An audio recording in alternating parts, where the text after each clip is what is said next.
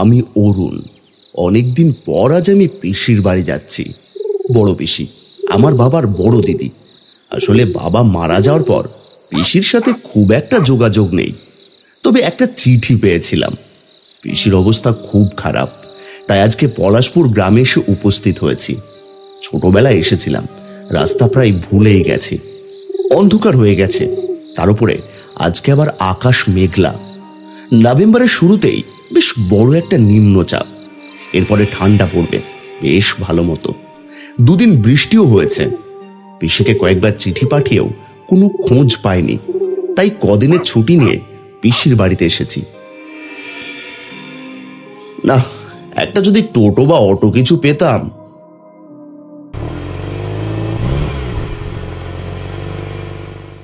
ওই তো দূর থেকে একটা অটো আসছে।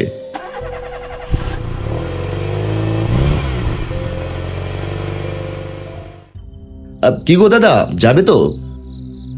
এই আপনি মরা গ্রামে যাবেন তো? মরা গ্রাম? না, আমি তো পলাশপুর যাব। ওই গ্রাম এখন নাম পাল্টে আশেপাশে এলাকার লোক রেখেছে মরা গ্রাম। কেন গো দাদা? এই উঠে পড়ুন, দেরি করবেন না, আপনাকে আমি পৌঁছে দেব। আমি এই অটোয় উঠে বসলাম। মনের মধ্যে তখন থেকে একটা প্রশ্ন ঘুরপাক খাচ্ছে, গ্রামটার নাম মরা গ্রাম কবে হলো? আর একটা জিনিস আমার বেশ মনে পড়ছে, নূপুরের কথা। নূপুর হলো আমার পিসিমার গ্রামে থাকা এক সুন্দরী মেয়ে। আমি ওকে যখন শেষ দেখেছিলাম তখন আমার বয়স ছিল 18 আর ওর ছিল 17। বড্ড মিষ্টি মেয়ে। ওকে দেখে আমার বেশ ভালো লাগতো, আমার ওকে পছন্দ হয়েছিল। নূপুর আমাকে দেখে চিনতে পারবে তো? ওর বিয়ে হয়ে যায়নি তো? সে আমার জন্য অপেক্ষা করছে, আমি তো বলেছিলাম। এইসব ভাবতে ভাবতেই পুরনো কিছু স্মৃতি মনে এসে গেল, আর অটো এগিয়ে চলল আপন গতিতে। কিন্তু একটা কথা, গ্রামটার নাম মরা গ্রাম কেন? গ্রামের নাম তো পলাশপুর ছিল।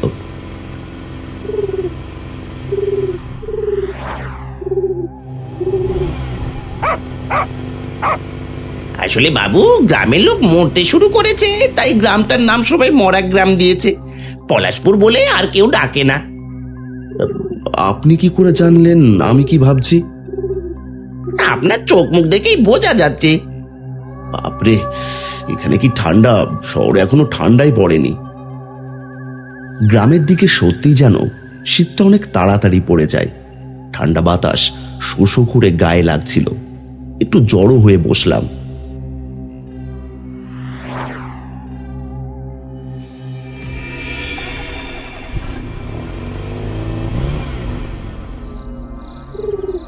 হঠাৎ করে ব্রেক দিয়ে অটোটা দাঁড়িয়ে পড়ল। তখনই আমার চোখটা গেল সামনে রাখা আয়নাতে। হঠাৎ করে যেন মনে হলো আমি অটোওয়ালার বদলে একটা ভয়ঙ্কর বিভৎস মুখ দেখলাম। একটা ছোট্ট বাড়ির সামনে এসে উপস্থিত হই। বাড়িটা দেখেই বুঝতে পারি এটা তো আমার পিসির বাড়ি। বাড়ির চারপাশে যেন জঙ্গল হয়ে গেছে।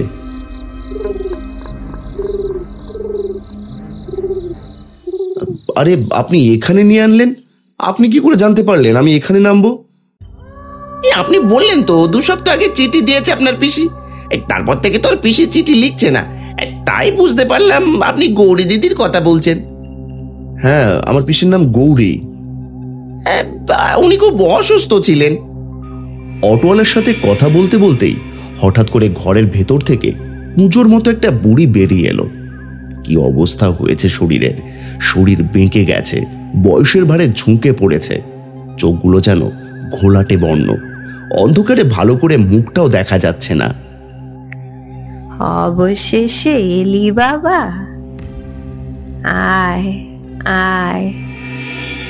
ভাড়া মেটাতেই ঘুরে দেখি সেখানে কিচ্ছু নেই, ফাঁকা, কুয়াশা চাদরে ঢাকা।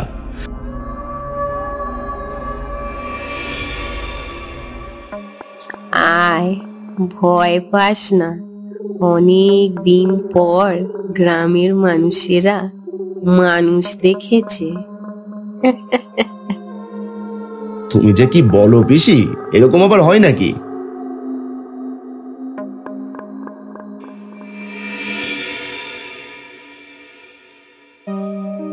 আমি ঘরের ভিতর ঢুকেই মনে পড়ে গেল পিসির খুব শখ ছিল পাখি পোষবার। পাখির খাঁচাগুলো একধারে পড়ে আছে, কিন্তু একটাও পাখি নেই। তা আমি পিসিকে বললাম, ও পিসি, তোমার পাখি গেল কোথায়? সব গেছে পেটে। তোমার মশকরা করা স্বভাব আর গেল না। না, সেটা যাবে না। বস তুই, বস।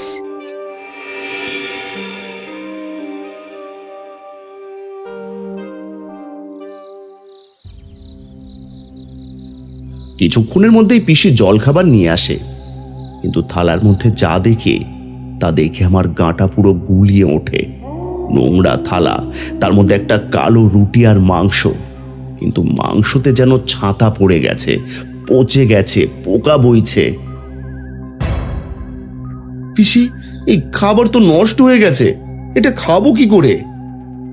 কোথায়? তুই ভুল দেখছিস, ভালো করে চেয়ে দেখ। আবার থালার দিকে তাকাতেই দেখি থালা পরিষ্কার ঝকঝক করছে। খিদেও পেয়েছিল, খাবার নিয়ে খেতে শুরু করি। মনে মনে ভাবি ভুল দেখেছি।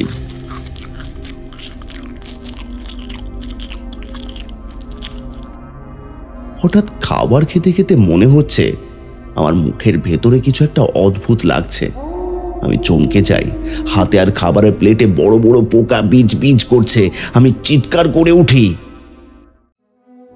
পোকা, বড় বড় পোকা!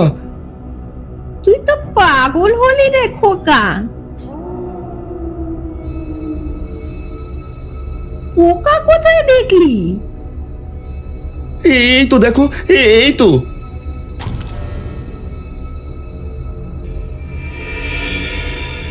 থালার দিকে ভালো করে দেখলাম, কিন্তু কোথায় কি পোকা বলে কোথাও কিছু নেই। এদিকে ততক্ষণে আমার খাওয়ার ইচ্ছেও মরে গেছে।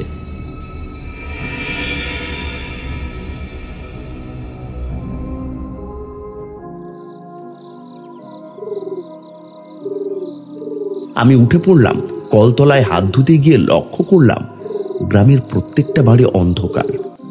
এত তাড়াতাড়ি এই গ্রামের মানুষেরা ঘুমিয়ে পড়ে, এ দেখে বেশ অবাক হলাম। আমরা থাকি শহরে, সারা রাত আলোয় আলোকিত, কি ভীষণ ঠান্ডা এখানে। কিছুক্ষণ পর একটা কালো রঙের বিড়াল ম্যাও করে ডেকে উঠল। হঠাৎ করে আমার পেছন দিক থেকে শুনতে পেলাম, দাঁড়াও অরুণ। কে? তুমি আমাকে চিনতে পারছো না? আমি তোমাকে ঠিক চিনতে পেরেছি। আমি নূপুর। আরে তুমি? আমি তো চিনতেই পারিনি, সেই কবে দেখেছি। আমি তোমাকে ঠিক চিনতে পেরেছি। তুমি কি জানতে আমি আসবো? পিসি তোমাকে কিছু বলেছিল? না, আমি এখন আসি, আমি পরে আসবো। নূপুর, তার সেই দুই মায়াবী ভরা চোখ, মিষ্টি হাসি। এই বলেই নূপুর অন্ধকার রাস্তায় যেন মিলিয়ে গেল। আমিও অবাক হই। তখনই ঘরের ভেতর থেকে পিসি ডাকে, এতক্ষণ বাইরে দাঁড়িয়ে থাকিস না। যাচ্ছি পিসি।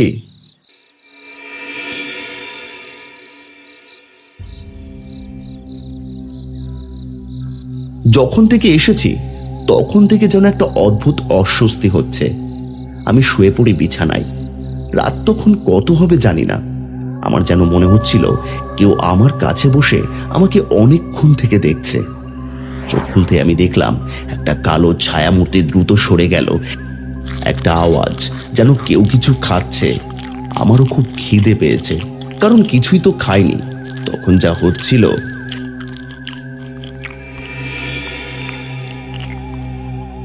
তাই আমি উঠে পিসির রান্নাঘরের দিকে গেলাম। সেখানে গিয়ে যা দেখলাম তা দেখে অবাক হয়ে গেলাম। পিসি একটা মহিলার সেই অটো চালক বসে আছে, আর সামনে রাখা মুরগি ছিঁড়ে ছিঁড়ে খাচ্ছে। ভয়ঙ্কর ওদের চেহারা, চোখের জায়গায় কালো গহ্বর, সাদা ফ্যাকাশে শরীর, ছিঁড়ে ছিঁড়ে কাঁচা মাংস খাচ্ছে। তিনজনের মধ্যে থেকে একজন বলে উঠল, গ্রামে আর পশু পাখিও নেই, এবার পাশের গ্রাম থেকে আমাদের আনতে হবে। এই দেখো বৌদি, এই প্রত্যেক দিন অন্য গ্রাম থেকে চুরি করে আনতে আমার খুব খারাপ লাগে। ওরে আমার হরিদাস পাল, যেন আগে কখনো চুরি করিসনি। চুরি তো করিনি, সৎ ছিলাম। মাঝে মাঝে গাছ থেকে ফল চুরি করেছি। গাছ থেকে ফল চুরি করা আর এখন মুরগি চুরি করা একই ব্যাপার, বুঝলি তো? তোমার ঘরে না ছেলেটা এসেছে, সে কিন্তু বেশ জোয়ান মরদ, কম বয়স। তার মাংস খেলে কেমন হয়? দেখ, ও আমার ভাইপো, ওর দিকে হাত বাড়াবি না, তাহলে কিন্তু খুব খারাপ হয়ে যাবে। আরে অনেকদিন পর মানুষ দেখলাম গ্রামে।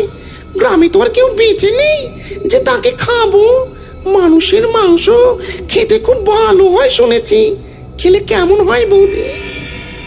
খবরদার, ওর দিকে হাত বাড়াবি না বলছি, তাহলে গলা টিপে ঘর মোটকে দেব। আমি দরজার আড়াল থেকে এইসব দেখছিলাম। নিজের চোখে ভুল দেখছি না ঠিক দেখছি কিছুই বুঝতে পারছি না। হঠাৎ আমার হাত ধরে টানলো।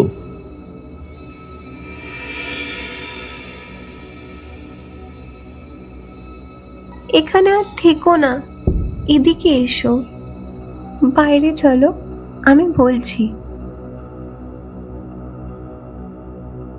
এই গ্রামে আর কেউ বেঁচে নেই গো, সবাই মারা গেছে।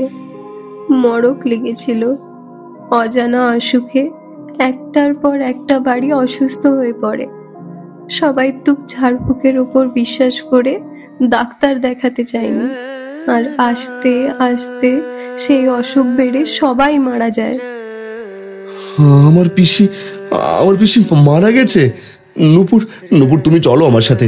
তুমি আমার সাথে আমার বাড়ি চলো, আমি তোমাকে বিয়ে করব। আমি ভেবেছিলাম পিসিকে নিয়ে যাব আর তোমাদের বাড়িতে গিয়ে বিয়ের কথা বলে আসবো। একদিন বাড়ির সকলকে নিয়ে আসবো। তোমার বাবা মা ওনারা বেঁচে আছেন তো, নাকি ওনারা মারা গেছেন?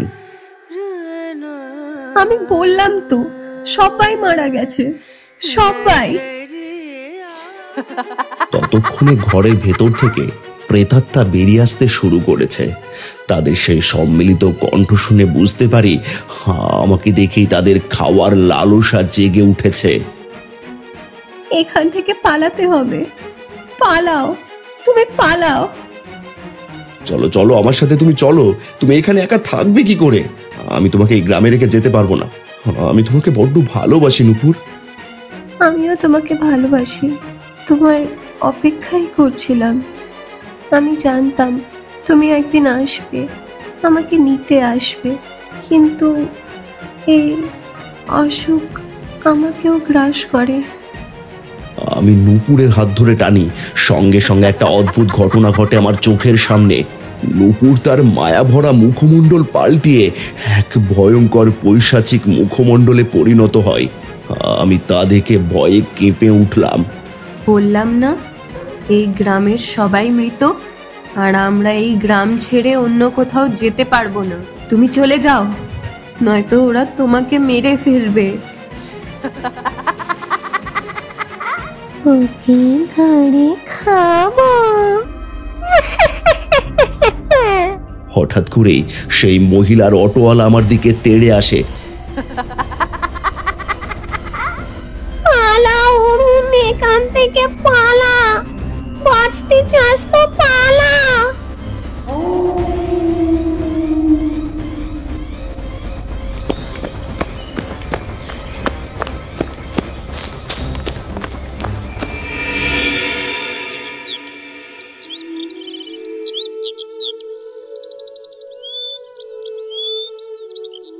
হঠাৎ করেই সেই মহিলার অটোওয়ালা আমার দিকে তেড়ে আসে। আমি ভয়ে পিসির কথা শুনে দৌড়তে শুরু করি। তারপর অনেক কষ্ট করে ওদের হাত থেকে বেঁচে যাই।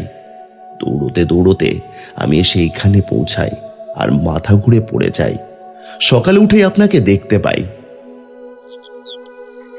গ্রামে সবাই মারা গেছে, মরক লেগেছিল। ওটাকে আমরা মৃতের গ্রাম বলি, মরা গ্রাম। ওই গ্রামে প্রথম প্রথম যে যেত সেই অসুস্থ হয়ে যেত। সেই অসুখ যাতে না ছড়িয়ে পড়ে সেই জন্য আমরা গ্রামটাকে পুরো এক ঘরে করে দিই। কিন্তু আস্তে আস্তে গ্রামে সবাই মারা যায়, তারপরে প্রেতের উৎপাত শুরু হয়। তান্ত্রিক দেখে গ্রামটাকে আমরা একটা বন্ধনে আবদ্ধ করে দিই, যাতে প্রেতরা অন্য গ্রামে আক্রমণ করতে না পারে। কিন্তু বাড়ির আত্মীয়রা এইভাবে প্রেত হয়ে ঘুরবে সেটা আমি মেনে নিতে পারি না। তারপর আমি সকলের নামে গয়ায় গিয়ে পিণ্ড দিই, যাতে সকলের আত্মা শান্তি পায়। আর নূপুর, তাকে আমি কখনোই ভুলতে পারবো না। আমি তাকে খুব ছোটবেলা থেকেই ভালোবাসতাম, আর সারা জীবন ভালোবেসেই যাব।